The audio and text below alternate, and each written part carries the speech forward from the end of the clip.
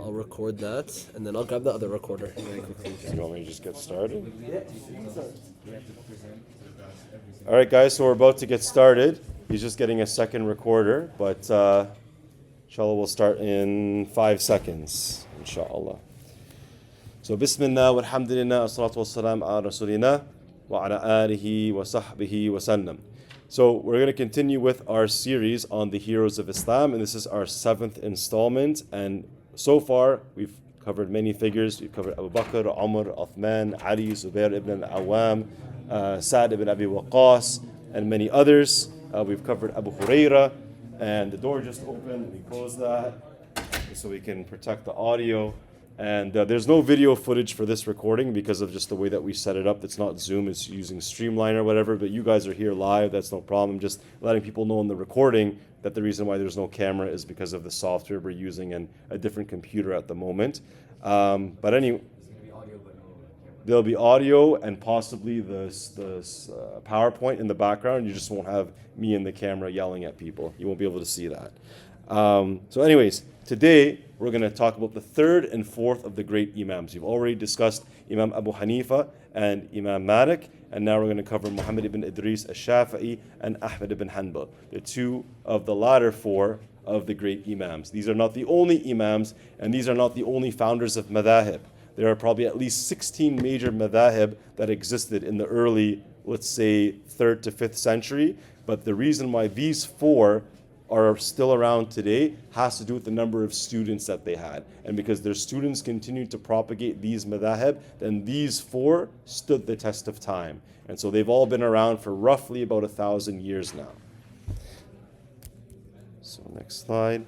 So I might be a little bit biased today because I have 7 slides for Imam al-Shafi'i and only 3 slides for Ahmad ibn Hanbal, but I'm going to still do my best to show why they were both superstars, inshallah ta'ala.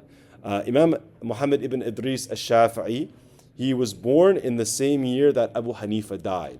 And some people, they kind of looked at this in a cosmological way. They saw it as a way, husna dhan billah, that Abu Hanifa was such a great scholar that so many people learned from. And he was such a key debater in defending the aqidah of Islam that it made sense that if if he was a mujaddid, then perhaps the replacement for Abu Hanifa was Imam al-Shafi'i. That's just how some scholars look at it. This is just a dhanni conclusion. We don't know for sure because we don't have any definitive evidence that this is the case. What we do know is that there's a hadith from the Prophet ﷺ that every century Allah Azza wa Jal will send a mujaddid. And the mujaddid means a person who does tajdeed, who renews and revives the religion.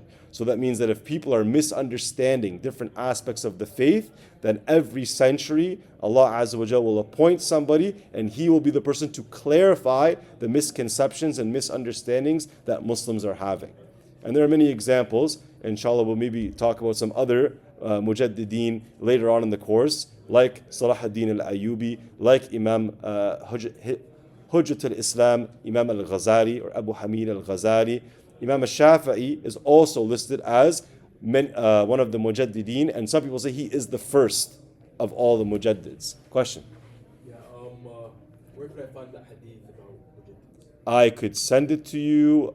If you're registered in the course online, you can message me there as well. If not, just I can give you my phone number after class and I'll get it for you, inshallah. Plus, if you just keyword search, probably mujaddid, hadith, Islam, I wouldn't be surprised if you find it in 5 seconds. It's a pretty respected hadith that a lot of people quote.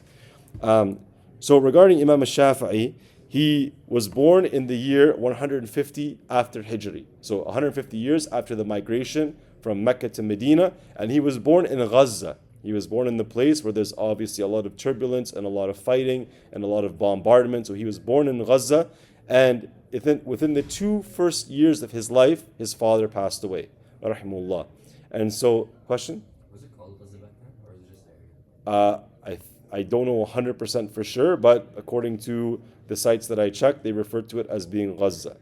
And it was during the Abbasid Khilafah, so we know this is the second, technically it's the 3rd major Khilafah system after the Khulafa Rashideen. Because the first system was the Khulafa Rashida, which is Abu Bakr, Umar, Uthman, Ali, and then for 6 months the rule of Al-Hasan, and then after that is the Umayyad dynasty, which has its connection with Umar ibn Khattab and Amr ibn al-As. And then after the Umayyad Khilafah, you have the Abbasid Khilafah, right?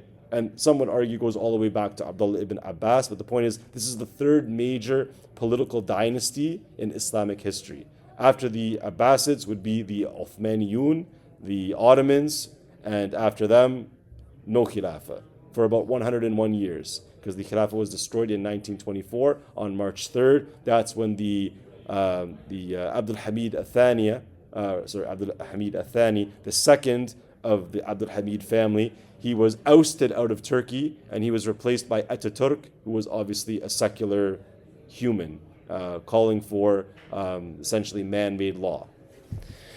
Anyways, that was a bit of a wild tangent. But so Imam al-Shafi'i, he spends 2 years in Gaza, and his mother, for whatever reason, decides that it's time for her to take her son and go and live in Mecca. So as a 2-year-old, Imam al-Shafi'i is journeying into the city of Mecca, and obviously the place of the Kaaba, and they're not wealthy at all. They're extremely poor, to the extent that Imam al-Shafi'i cannot even afford to pay tuition to go to a Quran halaqah. And so what happens is Imam al-Shafi'i, because he has a natural gift, Allah Azza wa Jal has blessed Imam al-Shafi'i, which some scholars would say he had photographic memory. Photographic doesn't mean necessarily just limited to visual memory, but can be auditory as well. So they said that basically if he was to hear any ayah of the Quran, he would have memorized it after hearing it one time. So what happened was he was listening in on a halaqah that he couldn't afford to go to, a Quran halaqah in Mecca, and the teacher noticed that he was able to memorize everything, even though he was just off to the side at a distance. And then because of that, he said, it is impermissible for me to take money from you as a student, meaning he got free tuition because he was a naturally gifted student. So he basically got a free scholarship because of the gift that he had of an extremely powerful memory that was way beyond average. And he's Qurashi, and he's from the tribe of Bani Manaf, which means he's directly related to Rasulullah sallallahu alaihi wasallam. And he actually mentions this point when he would eventually become the student of Imam Malik.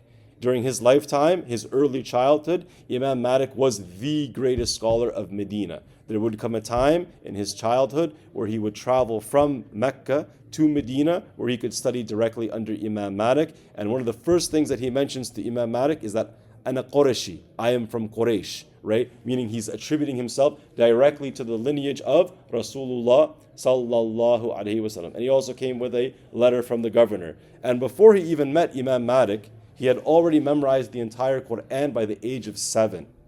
Now there are some people in history that have memorized the Quran even earlier, but that's very impressive for somebody to do that at that age. And on top of that, he memorized Imam Malik's entire Muwatta, which translates to the well-trodden path, which is the first major book of hadith that has chapters in it. And he memorized all 2,800 something ahadith by the age of 10. So that's just 3 years after memorizing the Quran. He's memorized now around 2,800 ahadith with the matun, with the matan, the text, and the isnad. So all the asanid, all the chains of narration, he's memorized all of that. And obviously, it's much easier to memorize Quran than hadith because Quran kind of has like a rhythmic, poetic tone to it. Not all ahadith work like that. Some do, but a lot of them, it's just like an explanation of something, right? Like a type of tafsir.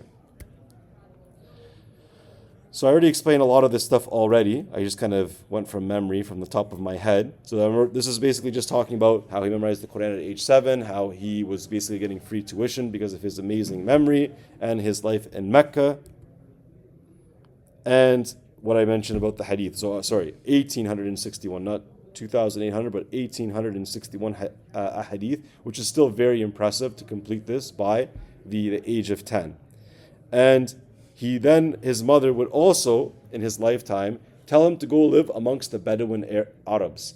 So the Bedouins, essentially the people, the nomads, the people who lived outside in the countryside or outside of the city, they were known to have a higher level of Arabi than the people living in the city. Kind of think of it as like people in the city would speak slang, and people in the countryside, in this case, would actually speak formal, proper Arabi. And so he lived 20 years amongst the Bedouins to learn Arabic in its purest form at that time. And he said, there's a statement here. It says that Imam Shafi'i, he says, I stayed with the Arabs, the Bedouins, for 20 years, learning their poetry and language, and memorized the Quran until there was not a single word in it except that I knew its meaning and connotations, except for 2 words. One of them, which was dasaha. So like when Allah says, وَقَدْ خَابَ مِنْ دَسَاهَا in Surah Al-Shams. Now, obviously you can look up the modern day translations of this, but he's telling you something very profound here. That out of all the words in the Quran, only 2 he wasn't absolutely sure about the exact precise meaning of it. So he was at a very in-depth understanding of the Arabic language. That's for, obviously, Muhammad ibn Idris al-Shafi'i. So, and Imam Ahmed, who would eventually become one of the students of Imam al-Shafi'i. I kind of talked about this last class, is that there's a kind of a bit of an overlap or a connection between the 4 Imams in one way or shape or form. They say that Abu Hanifa and Imam Malik met each other in their lifetime. Some say it didn't happen, some say it did happen, but that's one way of them connecting together. And then in the case of the Imam Malik to Imam Shafi'i, Imam Malik is the teacher of Imam Shafi'i, and Imam Shafi'i is the teacher of Ahmed ibn Hanbal. So you can see there's a kind of a link between these 4 Imams. And Imam Ahmed, the student of Imam Shafi'i, he said, the people of hadith are like pharmacists, like legal drug dealers, the halal drug dealers, and the people of fiqh are like doctors. As for Shafi'i, he was both. So he was both a specialist in hadith and in fiqh. Question? So we know like today that Imam Malik, Imam Ahmed, Imam Abu Hanifa, Yeah. Imam Shafi'i, like they're like the big ones. Like Yeah. the fiqh. Exactly. Those are the first 4 that you hear about. Were they like that at their time? Like, were they thought of like that? They Or did they only get a lot more They were, these 4 in particular, were famous in their lifetime. And what's interesting about these 4 is none of them really kind of forced people to follow them. So you'll find that actually, especially in the case of Ahmed ibn Hanbal, that like way after he died, one of his sons and then some of his students started to try to gather up all his fatwa. But while he was living amongst them, he didn't actually want his students to record his fatwa. So they literally had to wait till he died and then try to remember everything that he said and write it down in a book, so they had access to all the fatwa of Ahmed ibn Hanbal, right? So, and then Imam Shafi'i, and actually all the 4 Imams, they have a very interesting quote, which is, they all essentially say this, maybe in a slightly different wording, but if you find a hadith that is sahih, throw my fatwa on the wall. Meaning if you find something from Rasulullah sallallahu alaihi wasallam, which is essentially proving my opinion is incorrect, you follow the Messenger of Allah sallallahu alaihi wasallam. So it wasn't like a business monopoly where it was like, hey, if this is my madhab, everybody follow me. It was like they generally tried to find the answer. They didn't claim they knew everything. And in many cases, if they would constantly change opinions in their life, and they would not force their students to agree with them. And one of the great examples of this is, if anybody thinks that following a madhab means following one imam blindly for all the opinions ever, then just look at the 2 famous students of Imam Abu Hanifa. Imam Abu Hanifa's 2 greatest students disagreed with 60% of the opinions of Imam Abu Hanifa, and that was Abu Yusuf and Muhammad ibn Hassan al-Shaybani. So if your 2 main students disagree with 60% of what you said, clearly they were not forced, or there wasn't this understanding that you're forced to follow this imam on everything. And that wasn't their attitude, right? It just happened to be way later on in the future that some scholars would say, some of them were actually very strict. Like, so there's some Deobandi scholars out there that would say, even out of everybody in one madhab, follow only basically the imam and ignore all the fatwa of the students.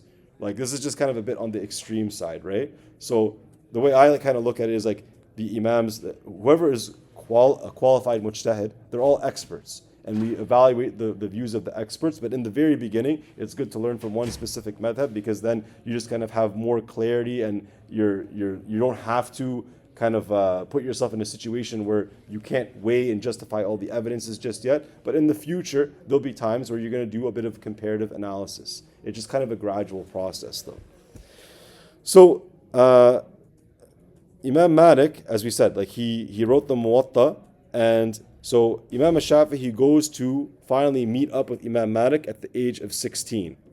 And it says here that hold on a second here. It is said that when he wanted to read the Muwatta to him, He said, look for someone to read it for you. So Imam Shafi'i replied that he can read it himself. He then read the entire Muwatta from memory, and Imam Malik then said, if anyone were to succeed, then it is this boy. And then also we find that normally people don't give fatwa at a very young age, but Imam Shafi'i is one of those special exceptions. Technically, Imam Malik gave fatwa at a relatively young age of 17, but it's still like, and he was obviously would be considered an older adolescent by modern day standards. Imam Shafi'i, even 2 years earlier than that, he was already basically being given the stamp of approval that now you're ready to give fatwa, you're ready to give Islamic legal rulings. So it says when Imam Shafi'i was 15 years old, his teacher Muslim ibn Khalid al-Zanji told him, whilst Imam Shafi'i was still in Mecca, issue verdicts, meaning fatwa, legal rulings, verdicts, O Abu Abdullah, for it is time for you to issue verdicts. That means he was at an extremely high caliber of knowledge.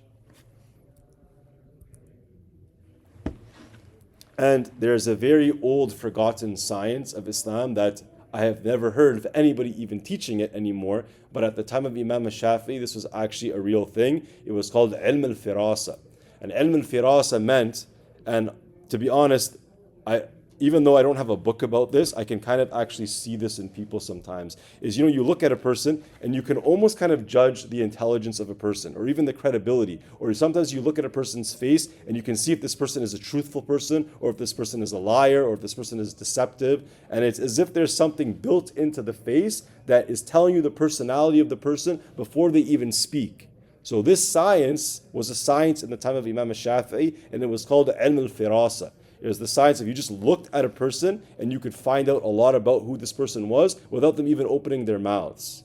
Whether this person is curious, inquisitive, deceptive, ambitious, egocentric, if they are outspoken, extroverted, introverted, these kind of things. Question? So how does that make sense? Because isn't that like, stereotyping about the person, or it's like, it's being unfair to them, judging them, before you actually get to know them?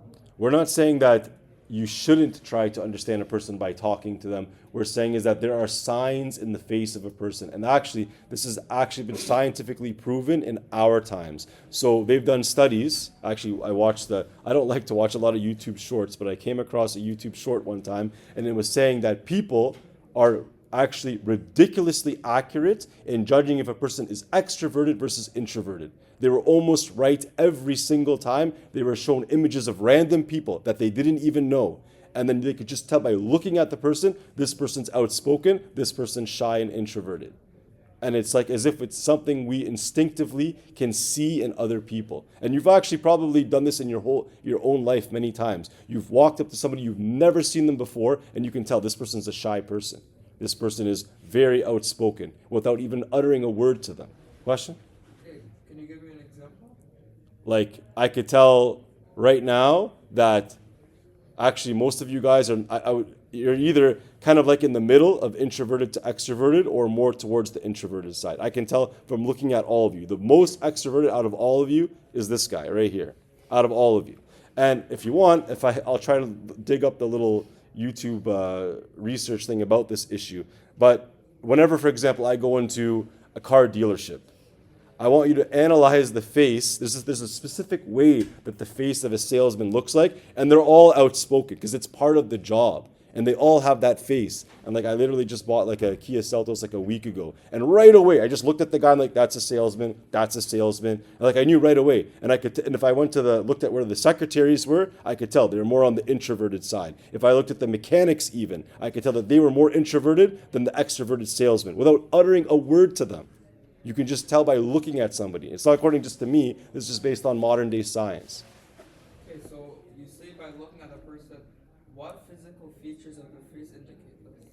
It's a little bit hard for me to explain, but it has to do with they didn't really get into it. They just they said it's kind of intuitive. So maybe it's something to do with I think part of the video talked about having a bit of a wider jaw and just the way that the way that the face is.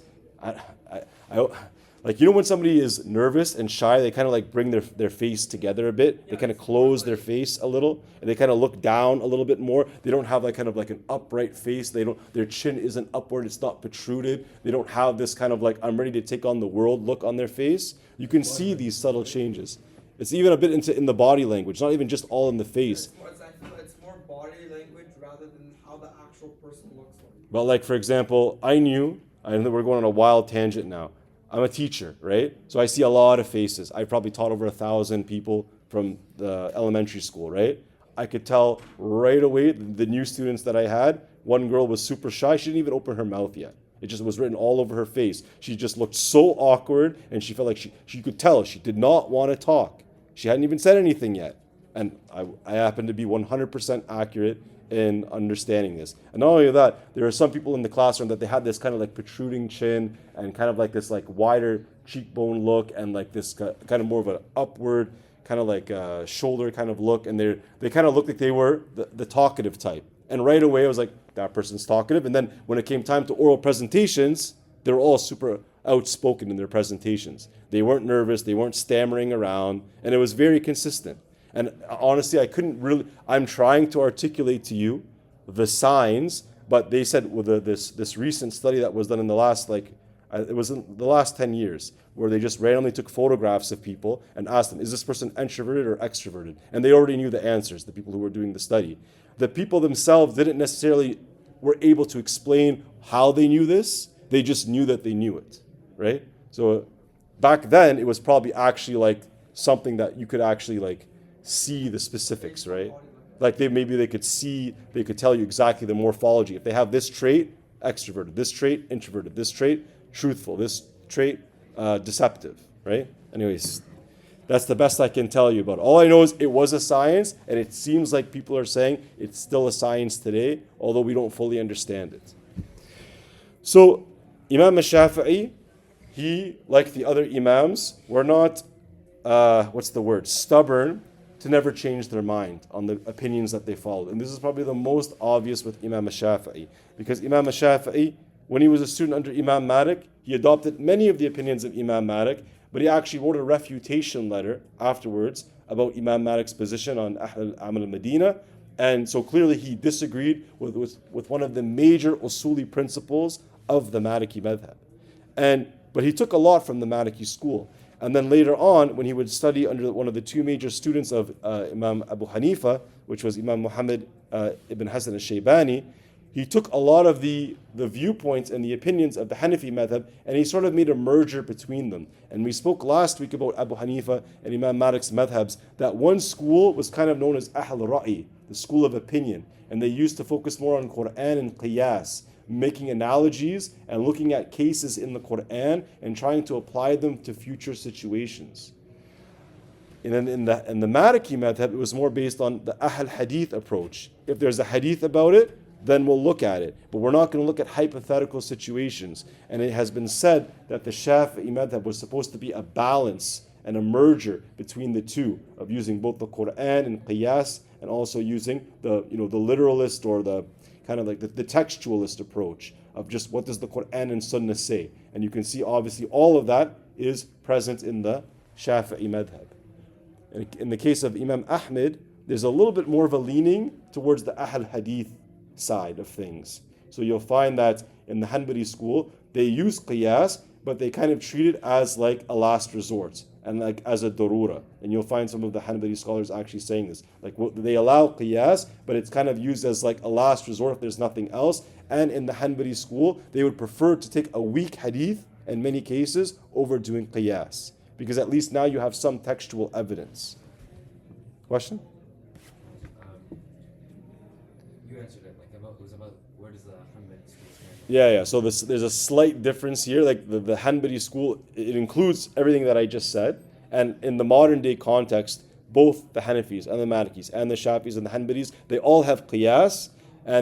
But some people, they say it kind of goes, it's kind of like a slope on a mountain. So like the Hanafis are like ultra allowing of Qiyas, and the Malikis less, and the Shafis, actually, they wouldn't actually, based on what I said, it would be more of like a wave actually, because like the Shafis actually would have went upwards with Qiyas. So would have went like Qiyas up with the Hanafis, started to dip down with the Malikis, started to go up with the Shafi'is, and started to dip down with the Hanbalis. This is not the only thing of usul that they use, but just specifically on the issue of qiyas. But the point is they all have it somewhere in their madhab.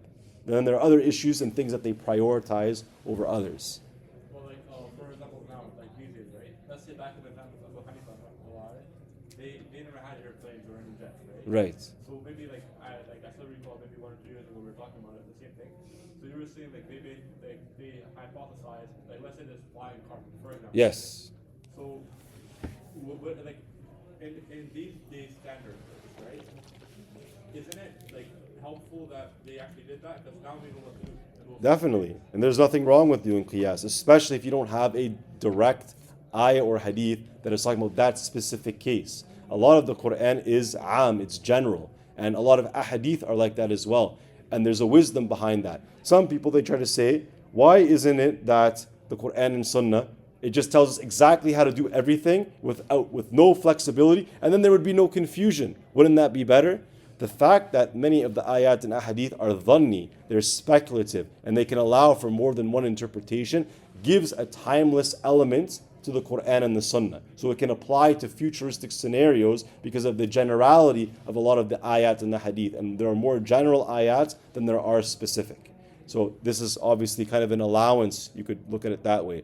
And also the act of performing ijtihad itself is an act of worship. So the scholars that are actually performing that, inshallah, they're getting ajr for that. It's just that those who do it correctly, they get more ajr. Because of the hadith we talked about last week, that if a hakim, a judge, he judges correctly, he gets ajran, he gets 2 rewards. And if he judges incorrectly, he gets 1 reward. But they're both being rewarded for their effort in ijtihad. So Imam al-Shafi'i, when he was studying in Baghdad, and when he was studying with Muhammad ibn Hassan al-Shaybani, he wrote a book called Kitab al-Hujjah, the book of proofs. And this is considered to be madhab al-qadim, his old madhab. So you can see he's evolving, right, in terms of his knowledge. He was studying with Imam Malik, he was a dedicated student, then he had some disagreements, wrote a refutation letter in a professional way, not like to disrespect his actual teacher, just disagreed on some points. And then when he went to go study under one of Abu Hanifa's students, he built the formation of his old madhab. That means that there's something to come afterwards, which would be madhab al-jadid. Later on, he would write another book which contradicted many of his early opinions that he had when he was studying in Baghdad. So you can see that Imam al-Shafi'i is always he's growing with his knowledge. He's not fixed on following certain opinions if he finds new evidences later on. And this is actually I think this is the hadith about the mujaddid. So you were asking about this hadith, the brother in the back here on the right side. So this is the hadith in short for you. It says Abu Hurairah radiallahu anhu reported that the Messenger of Allah sallallahu alayhi wasallam said, "Verily Allah will raise up in this nation at the beginning of every century someone who will renew their religion." The hadith is in Sunnah Tirmidhi from the Sunnah Sitta, the major 6 books of hadith, and it was classified as a sahih hadith. Just a bit of a side note. There are many books of hadith, right? If you go to sunnah.com, you'll find 16 collections minimum of hadith collections. When we say Bukhari or Sahih Bukhari or Sahih Muslim or Imam Malik's Muwatta, these are like super authentic books. We said before, there are a few hadith that have been scrutinized and challenged within Bukhari and Muslim. All 80 ahadith that were challenged in Sahih Bukhari, Ibn Hajar al-Asqalani, he defended all of them. Imam Muslim has a bit of a higher number. I think it's around 186 ahadith that were challenged or scrutinized. But overall, we just treat these books as authentic books. And Imam Malik, it's actually Imam al-Shafi'i, he said about the Muwatta, like in his time, he said the Muwatta is the most authentic book after the Quran. And I've never heard anybody say any hadith in the Muwatta is weak. So these 3 books are like very, very authentic. And then, but the 4 other books from the Sunnah Sitta, which is An-Nasa'i, Abu Dawood, Ibn Majah, and Tirmidhi, there's a mix. There's a mix of sahih, authentic hadith, and hasan hadith, and da'if hadith, and you might even find some ma'udu' hadith. So for those 4 books, you got to take a little bit more time to see what the grading is. At least with sunnah.com, they usually have at least 1 grading in there. You'll see a lot of times it'll say Darus Salam, or it'll say Albani. It won't mention the name of every muhaddith, That doesn't mean that necessarily that is the only grading of that hadith, by the way. Because if you go on other websites, there's a website it's called abuaminailyas.com or faithinislam.com. These websites, they also have some of the same hadith from Sunan Sitta, but they will mention the name of another muhaddith, and that muhaddith will give a different grading to the same hadith that was graded differently on sunnah.com. So I'm mentioning this other resource to you. Also, when you check on Islam QA and you check on Islam Web, you'll sometimes find some other major muhaddithin that will give a slightly different grading. Take that into consideration when you're doing your research. Don't assume, because you read on one website, that if this website said the hadith is Hasan, that everybody says that the hadith is Hasan. And remember, there's different levels of a hadith that is Hasan or fair, because there's Hasan li dhatihi and Hasan li ghayrihi. Hasan li dhatihi means it meets the condition of a Hasan hadith, so that means that the hadith is mu'tasal. Everybody's connected in the chain of narration. But the main problem, and they have adala. They're all trustworthy. They're all righteous people. The main issue with the Hasan hadith is there's a bit of a weakness in the memory of one of the narrators. Not saying that he completely forgot, but there's a bit of, the wording is a little bit off. So that's why it doesn't get the grading of a sahih hadith. But a hadith that is hasan li ghayrihi, it's not that you have necessarily one full chain of hadith and you only have a slight issue with the memory. It's actually multiple weak hadith. And we know many weak hadith, you have a whole missing narrator. But if you have many chains of narration and you have one missing narrator in all of them, but this hadith is found in so many different chains, then some scholars, they say, because if we put them all together, we're going to upgrade it to the status of Hasan, but not in and of itself, because there were multiple weak hadiths. So if you combine their power or their weight, they call it Hasan li ghayrihi, which means it is Hasan due to other factors. That's what li ghayrihi means, for other than itself. I know I go into tangents, but I think everybody that I've ever learned from, they do the same thing. I don't know if it's good or bad, but it happens. Inshallah, it's a good thing. When Imam Ahmed ibn Hanbal finally met Imam Shafi'i, Imam Ahmed, he said to the other man, meaning to Imam Shafi'i, "Let me show you a boy whom your eyes have never seen anyone like him."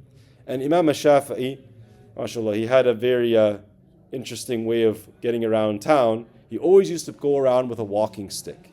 And then when he was asked, why do you go around with a walking stick when you're neither old nor frail or weak? And so Imam Shafi'i replied, he said, to remember that I am only a traveler in this world, right? And this is actually an Islamic concept, right? That you're supposed to live your life in the morning, expecting to not live until the evening. And if you live in the evening, you live not expecting to live until the morning, meaning you use your time wisely. And there's a hadith that talks about being a traveler in this world, which is we're all traveling through this dunya. Eventually, we're all going to get to the akhirah. And when you have this mentality, sometimes it helps that when you physically have something in your hand to remind you that I'm not going to be in this dunya for very long, right? For some people, it's the mesbaha. It's the holding the dhikr beads. For some people, maybe it's wearing Islamic clothing. Whatever it is, a walking stick can also be a nice reminder of what we should be mainly focusing on, which is investing in our akhirah, not just focusing on material wealth. And Imam Shafi'i told us about something very important, which is that true knowledge is that which benefits oneself and others, not information that is merely stored. There's a hadith in Arba'in an-Nawawi where the Prophet ﷺ, he told us, Al-Qur'an hujja laka aw alayka, that the Qur'an is for you or against you. Meaning that if you do not live your life according to following the obligations in the Qur'an and avoiding whatever Allah made forbidden, then the Qur'an might actually testify against you on the Day of Judgment. But we know in many cases that there are many things that can be a shafi', an intercessor for you on the Day of Judgment. And the Qur'an is one of the things that intercedes on the behalf of others. So you don't want the Qur'an to speak against you, you want the Qur'an to speak for you. And the way you would do this is you're a person who you take the Qur'an seriously. It's not just for memorization, it's for implementation. Some other quotes from Imam Shafi'i to conclude with Imam Shafi'i before we go to Imam Ahmed. So this is the statement that I was saying before, that Imam Shafi'i and all the four Imams have a quote similar to the one that's on the screen here, which says, if the hadith is authentic, that is my madhab. Technically, there's another one that I said that if there's the one that I mentioned earlier was if you find a hadith that is authentic, then throw my fatwa on the wall. The point is this hadith is also telling us the same thing. If the hadith is authentic, that is my madhab. Meaning, Imam al-Shafi'i is telling you, if you found something that is better than what I'm following, I would have followed that too, is essentially what he's telling you. And then we have a hadith, an athar, a statement of obviously a righteous person like Imam al-Shafi'i, where he says, if an authentic hadith contradicts my opinion, which is similar to the other thing that I mentioned to you, in fiqh, act upon the hadith and abandon my opinion. And then also we have, this is actually a hadith from the Prophet ﷺ. So, عن Abdullah ibn Abbas, قال رسول الله صلى الله عليه وسلم, من يريد الله به خيرا يفقهه في الدين. Whoever Allah wants good for a person, He gives them fahm, He gives them understanding of the deen. Meaning it's not just a deen of memorization, although that's obviously super important to do, especially when you're young, because it's easier to do it when you're young. But you should have this desire and this goal to have a deeper understanding. And in the Quran, in Surah Al-Taha, Allah said, وَقُلْ رَبِّ زِدْنِي عِلْمًا, that, oh Allah, increase that. Allah told the Messenger of Allah sallallahu alaihi wasallam, قُل, say, قُلْ رَبِّ زِدْنِي عِلْمًا, I ask you for an increase in knowledge. Ibn Hajar al-Asqalani, the famous Shafi'i scholar and the famous muhaddith and the famous mufassir, he explained that in the entire Quran, the only time the Prophet ﷺ was ever asked to ask for ziyada in anything was in knowledge. So obviously part of knowledge is this deep understanding, which is what we should be aiming for, not merely memorizing information. Question? How did the Imam Shafi'i die? Actually, there's a story, Allahu Alam, the authenticity of it. They say that he was, Imam al-Shafi, he was nearby some of the students of Imam Malik. And they say that Imam Malik's students were so jealous of Imam al-Shafi, they literally wanted to jump him. And they said that they jumped him and they beat him up very badly, and he actually died shortly after that incident. And that was at an extremely young age, I guess, for him at that time, because he died when he was about 50 years old, or maybe even 50 on the dot. Imam Malik lived much longer, about 86 or 87 years old. So he was basically jumped by, not because Imam Malik had nothing to do with this, but they just say that some of the students were so jealous of who Imam Shafi'i was and who he was becoming, and maybe they had an issue with the fact that he wasn't a die-hard Maliki follower. And then you had this kind of fanatic behavior where you had students of knowledge jumping an Imam because they just had a jealousy problem. Is there any Dalil for what? for this story? Is there any It's a story. I've heard this from Bilal Asad. He's like a well-known scholar and teacher from Australia. He's Lebanese in his background. He's fluent in Arabic and he's fluent in English. He quotes this in a series he calls the Four Imam series, and you can find it on YouTube. You can find it on Muslim Central, and I might have heard this story from, I think, one or two different sources. But the thing is, with a lot of these athar, like even with the case of a lot of the seerah, we don't actually have authentic chains of narration for a lot of the seerah. And then when it comes to stuff even beyond the seerah, like biographical stories of like Imam Malik, Imam al-Shafi, a lot of this stuff we don't have asanid for. So this is a story that has kind of passed the stage of time, but I don't know if this is like an authentic story, and I don't know if there's actually a snad for it. But I know that it's something that's been spoken about by different mashaykh. So what else do we have here? So now we're at Ahmed ibn Hanbal. So his full name is Ahmed ibn Muhammad ibn Hanbal Abu Abdullah al-Shaybani. And he was originally from Iraq, Baghdad. So it's actually technically from Hanafi territory, right?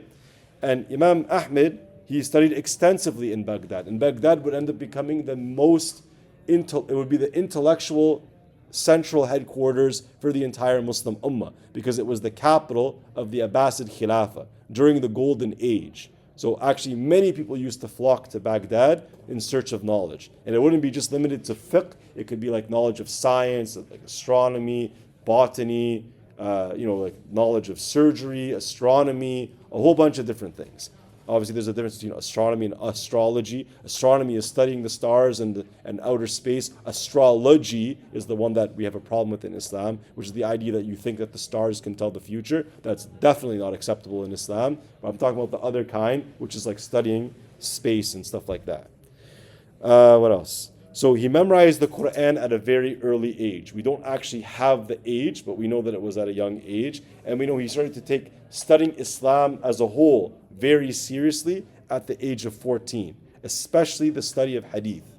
And he wrote arguably the largest book of hadith ever. There's actually one scholar that I want to compare with, if Imam Bayhaqi has a collection bigger than him. But from the four Imams, without a doubt, he has the largest collection of hadith. The Musnad of Ahmad ibn Hanbal is said to be around 30,000 ahadith. It is massive. I've seen the collection. It's about 15 volumes long. It's about those people who, there's no camera in front of me right now that's working, but the way I'm spreading my hands right now, that you guys can see, that's how big the collection of Musnad Ahmad ibn Hanbal is. And it's called Musnad because unlike the books of Bukhari and Muslim, by the way, Bukhari and Muslim are actually students of Imam Ahmad ibn Hanbal. So those two major books of that are super authentic. The Imams who wrote those books, or collected technically those ahadith, they are students of Imam Ahmad. But Imam Ahmad's collection, it's called the Musnad because unlike Bukhari and Muslim's books, Imam Bukhari and Muslim, they wrote chapters for their ahadith. They're not in the order of the Sahaba. So there, for example, you have like Bab al-Zakah and Bab al-Salah and Bab al-Iman and Bab al-Jihad. You have these different chapters on specific topics. But then whoever is narrated in those topics, it's a mix of different Sahaba. But the Musnad comes from the word Isnad. And so Imam Ahmad, he did something different. He would write all the ahadith about Abu Bakr, all in a line, all of them, like regardless of what the topic was about. So all the hadith about Abu Bakr would be first in the Musnad, and then all of the hadith about Umar would be next in the Musnad, and then Uthman, and then Ali, and then based on whoever he thought was the next most virtuous Sahabi, he would put him next in the Musnad. But it's based on the order of the Sahabi, not based on a specific chapter of fiqh, like many of the other books that we are more accustomed to. And it said that Imam Ahmad, he learned from over 280 scholars. And among them was Yaqub ibn Ibrahim al-Ansari, better known as Abu Yusuf. So now we're talking about the major of the two students of Imam Abu Hanifa, and Imam Muhammad ibn Idris al-Shafi'i. So we know that that was his major teacher, who was the third great Imam out of the four Imams. And in modern day times, the Hanbali school, it's technically the smallest of the four in terms of where it's being taught and practiced. So we don't have the map in front of us right now, but you can actually find it on Wikipedia, where basically it shows you that essentially India and Pakistan and Turkey and about half of Lebanon and about half of Egypt is considered to be Hanafi. And then from the Shafi'i madhab, it's like the other half of Lebanon, the other half of Egypt, Syria, Indonesia, Malaysia. These are Shafi'i dominant countries. I'm not saying you'll never find anything else there, but this is the dominant madhab that's being taught. And then in terms of the Maliki madhab, it's most of Upper Africa, but Upper and especially West Africa, because a little bit on the east end of Africa, like Somalia, for example, is known to be a Shafi'i madhab following country. So most of Africa is Maliki, but a little bit on the east end, you're going to find a little bit of the Shafi'i influence. And in the case of the Hanbali school, you really have just kind of two main regions, and they're really close to each other, right? You have Saudi or Al-Hijaz, basically the area of Mecca and Medina especially, and then some of the Gulf states. Some of the Gulf states are also Hanbali, but also one of the Gulf states, if I'm not mistaken, has a lot of Maliki influence in it. So the main point is, especially in modern day Saudi Arabia, is where you would find most of the adherents of the Hanbali school.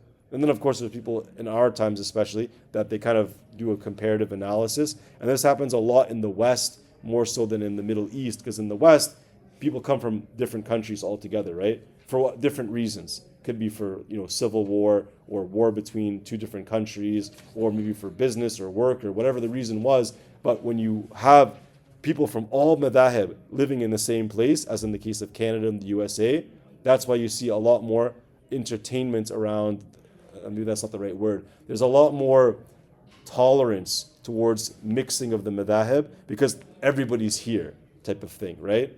So if you were living in one of those countries, though, you would find that the qadis or the qudah that are living there, they will specifically rule in the courts according to one madhab. So if you happen to be living in Tunisia, or you happen to be living in Algeria, or you happen to be living in Mauritania, or Algeria, you'll see that the Qadi will be Maliki and he'll be ruling according to the Maliki madhab. And he'll focus on that rather than entertaining the other views. Imam Ahmed, so we said out of the 4 Imams, he had the largest book of hadith with 30,000 ahadith in it. And each Imam had some kind of political fitna that they had to deal with.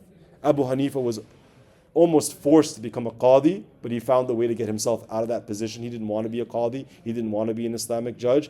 Imam al-Shafi'i, he was also put in a similar situation. Imam Malik, he disagreed with one of the governors of his time. The governor was trying to say that he had the right to force people to divorce their wives, and Imam Malik was adamantly against that. And then there's different narrations as to what happened. He went out and he protested. Some say that he was dragged in the streets. Some people said that he was beaten to the point that his arms fell to his side. There's a huge controversy if this even happened or not. If you ask most Malikis, they will deny this because they will say that the idea of praying with your hands at your side is actually the main opinion in their madhab, and it has nothing to do with this story, and they reject this story. They don't believe it even happened. But I'm just letting you know there's a little controversy here. In the case of the story of Imam Ahmed, I don't know of any disagreement about what's called the minha, the mihna. The mihna was the great trial, the great fitna. What was the great fitna at his time? It's something that modern day scholars today might say maybe should have been more of a flexible issue, but at that time it was a big deal because what happened was the Abbasid Khalifa Ma'mun, and also I think the person just directly before him or after him, they had a view that they adopted from a group of people called the Mu'tazila. And the Mu'tazila literally means the rationalist. So it sounds like something good, but basically it was people who were influenced by Yunan Falasifa, like Greek philosophy. And they took a lot of the ideas from Greek philosophy and they started to try to implant them into Islam. And one of the views that they had is that they believed that the Quran is the created word of Allah. And this didn't really match Orthodox Islam. And most of the scholars at that time, they didn't want to challenge the Khalifa at that time, so most of them they stayed quiet. They didn't want to get involved in the controversy, and they were worried for their lives. But Imam Ahmed was different. Imam Ahmed was very adamant in saying that the Kalam Allah is the literal speech of Allah Azza wa Jal. We're not going to say it's created because Allah is not created, right? And he gave many different ayat and ahadith to prove this point. The Mu'tazila, in this case, because the Khalifa adopted it, he took the position that people are going to be punished if they disagree with the Khalifa. So because it was like state policy at this point, people were staying quiet, but Imam Ahmed was refusing to be quiet. And to the point where, to my knowledge, he was the only person who was actually defending the orthodox position that Kalam Allah is the literal speech of Allah. So it's not something that is created because Allah is not created. And as a result, he was tortured. And there's an interesting story, I didn't have time to put it in the PowerPoint, but they say that when they were torturing Imam Ahmed, even before he got tortured, there was a lot of, it would have been a very scary situation in a sense for him, because there's a narration that says that 80 of the ulama, unfortunately they were probably government ulama, government agent scholars, or they were the cop-out scholars.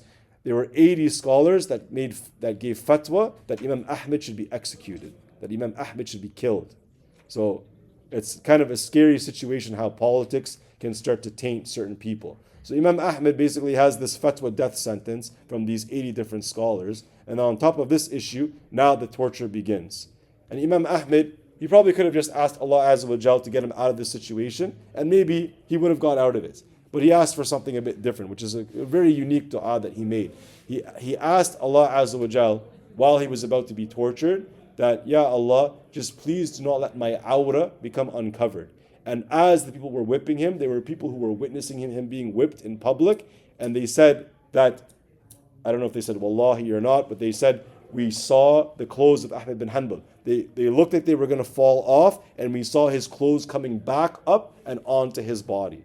So basically the dua of Ahmed bin Hanbal was mustajab, it was accepted, and his awra was covered.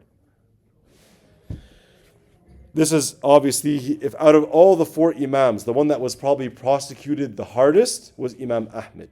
So he stood very hard for protecting the deen, And I remember Umar Saliman mentioning that Imam Ahmed is considered to be the Imam of Ahlus Sunnah wa Jama'ah. That's a special title given to Imam Ahmed.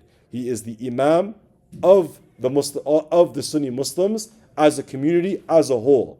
So that specific title was not mentioned for the other three Imams, but specifically for him. And the fact that he was willing to stand up for the deen and to protect the Islamic Aqidah when most of the other scholars became sellouts and would even make fatwa for his death sentence, that shows you the bravery and the istiqamah, the steadfastness of Imam Ahmed ibn Hanbal. You mind repeating that? What was he called? And who told him that? He's called Imam Ahlus Sunnah wa Jama'ah.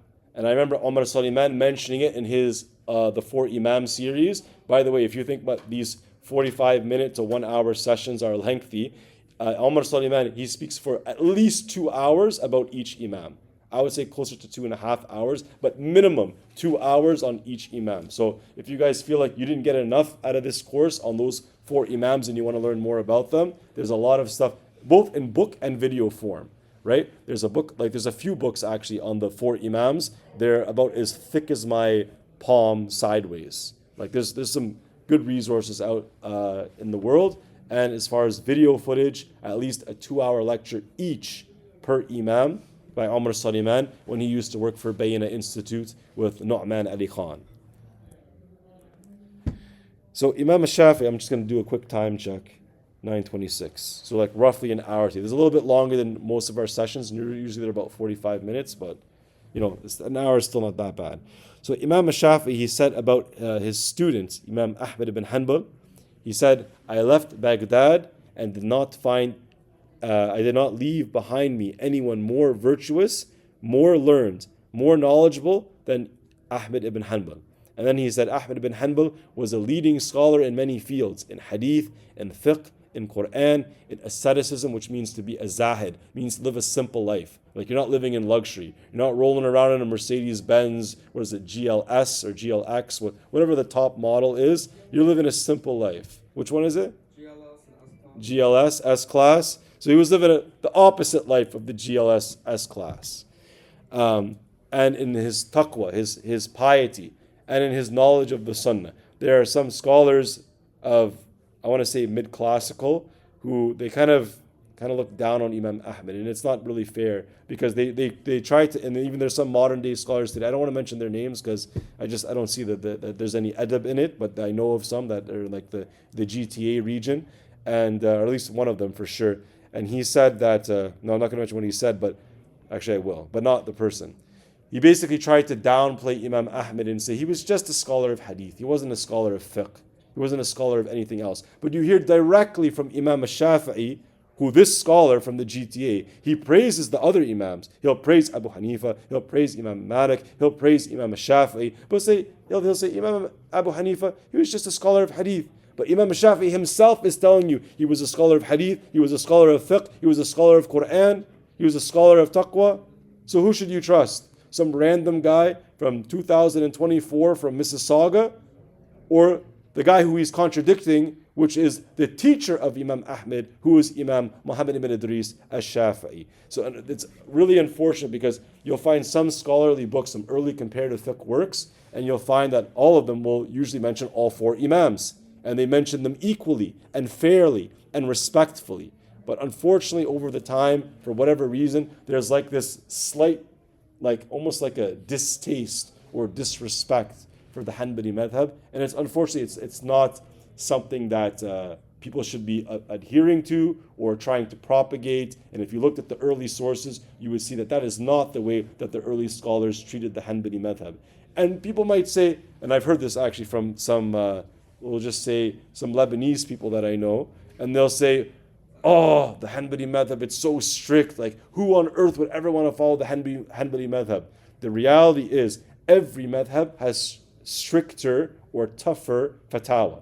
The Hanbali madhab has more wajibat in the salah than the other 3 madhab. There's no doubt about that. But it's also the Hanbali madhab that has the most lenient opinion on wiping the socks out of the 4 main opinions of the 4 madhab.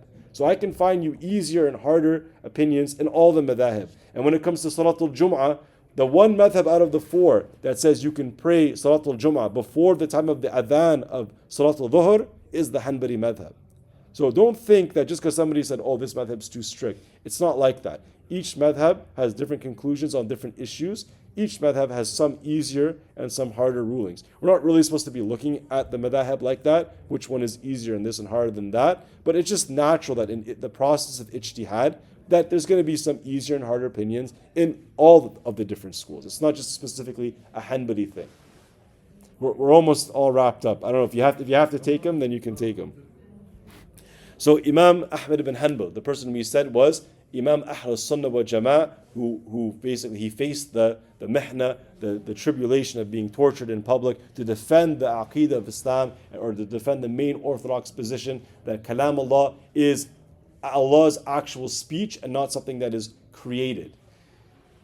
When it was time for him to finally pass away in 241 after Hijrah at the age of 77 in his hometown of Baghdad in Iraq, he has a very interesting scene for his janazah.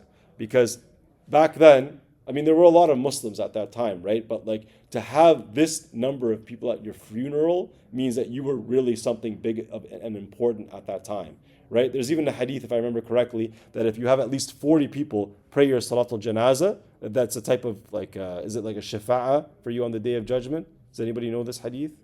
I'll look it up for you because it's a little bit foggy in my head. But Imam Ahmed did not just have 40 people pray at his janazah. He had 1 million people pray at his janazah. I've never even heard of somebody in modern day times having 1 million people pray over you. And not when we say pray over you, we mean make dua for you, right? You're asking Allah to, forgive the person who passed away. But he had 1 million people at his funeral, at his janazah. And they say among them was 60,000 women. And they say that at his janazah, 20,000 Christians and Jews converted to Islam. That means that this man was somebody who had a lot of karama, like somebody who Allah really blessed, and he was just had maybe you could almost say some miracle aspects towards him, right? So for all these people to be so impressed and influenced by Imam Ahmed that even 20,000 people would convert at his janazah, this means that he was obviously a very exceptional and very amazing hero in Islam. So that concludes the highlights that I wanted to present about Muhammad ibn Idris al-Shafi'i and Ahmad ibn Hanbal, the two of the later of the four most famous imams, even though they were obviously historically much more than that. Are there any concluding questions for this session? So jazakumullahu khairan for everybody for coming. I like that the numbers are slowly increasing. Alhamdulillah, that's good to see. Inshallah, we'll see you guys all next week. Subhanakallahumma wa bihamdik. Ashhadu an la ilaha illa ant. أستغفرك وأتوب إليك. السلام عليكم ورحمة الله وبركاته. Let me just hit the record button off. If I just press this thing here.